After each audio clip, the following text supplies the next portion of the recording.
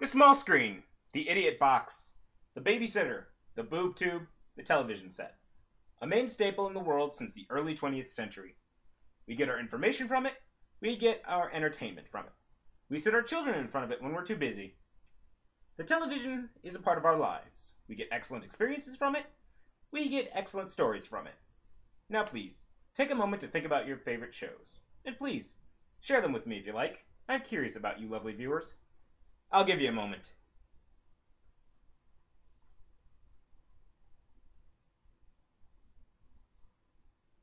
You done? Great. Now, whether it be Supernatural or Law & Order SVU or The Walking Dead, by the way, do not spoil anything for me. I haven't been caught up yet. Or Orphan Black and the first few seasons of Family Guy in my case. These fictional universes grant us excellent storylines, but where do these stories come from? I mean, besides the minds of coked out writers. What makes a good television show? Well, let's look at an example of a good show.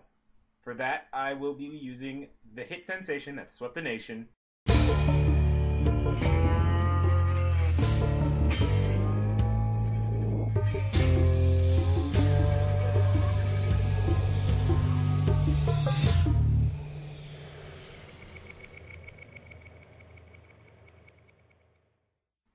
Now, just for the record, I'll be talking about the show a lot because, well, it's one of the most viewed shows in the United States.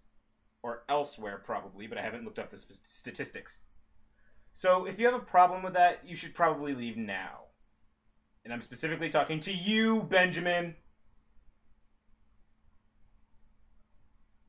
Is it gone? Good. I hate that guy. He's a mother... Hey! You can't say that on the internet! Hey, oh, no, for crying out loud! Hey, You know what? hey, Gotcha! Get over here! You know what? Hey! Yeah! Ugh, I'm gonna be laying down traps for that little rodent. Okay, a quick rundown of the series story. Walter White is a chemistry teacher who's down on his luck.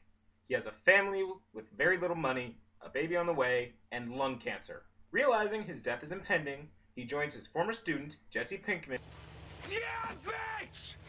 Magnets! Oh! to cook the god of all meth, to pay for his treatment, and to ensure that his family has a cushion to fall back on if or when he dies. Spoiler alert. Now, what made this show so popular?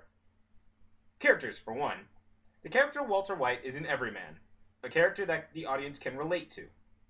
Walter is a middle-aged Caucasian male in suburban New Mexico with a 9-to-5 job. He's even part of a nuclear family, which is basically the white bread, bare minimum idea of the model American family, which includes a mother, a father, and children.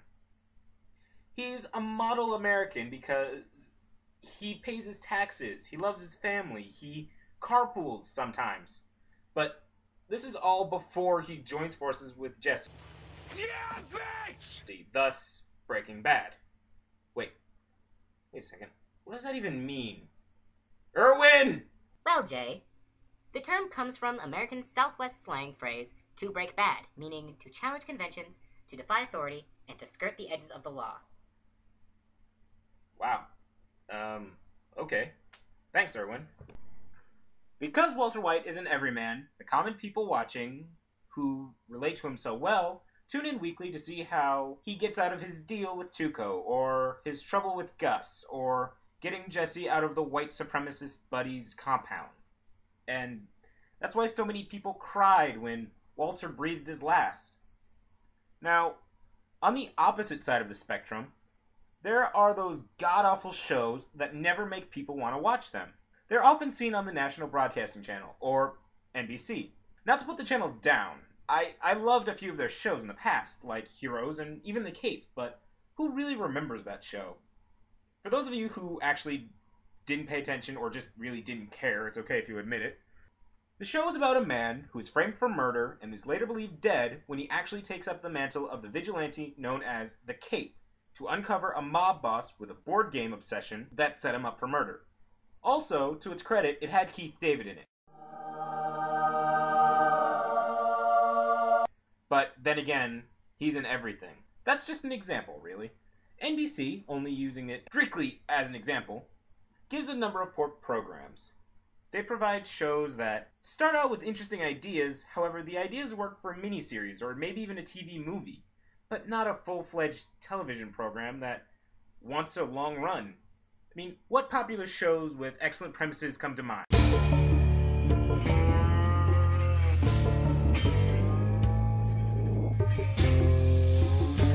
Game of Thrones, a show dedicated to numerous characters with their own lore, lives, and motives.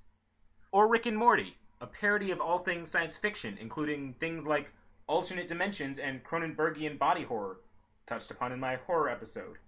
Body horror is when... Yeah, they know, Erwin, they know. And Doctor Who, which... Wait a second. How'd that get in that script? Okay, that's it. Erwin, explain. Oh, goody. Thank you, Jay. Doctor Who is a British show that possesses a rich mythos and a Time Lord who can regenerate so that he can save the universe with a sonic screwdriver, many a companion, and the TARDIS, or Time and Relative Dimension in Space, which looks like a police box, but is really a time-traveling spaceship. Jay just hates it because it's British. Actually, I hate it because... Actually, that's a subject for another episode. Let's just say that it's on my list of things I hate. Right above hipsters and just below white rappers. Not racist. What I'm saying is that these shows have plots that are able to fuel these shows for years. Too many years for Doctor Who, but... Oh, great. Now you got me thinking about Doctor Who, Erwin. Anyway, the shows on the air lack story, 2-bit love stories, and 1.5-bit sitcoms. All I have to say is, good luck to you Hollywood writers. And f*** Doctor Who.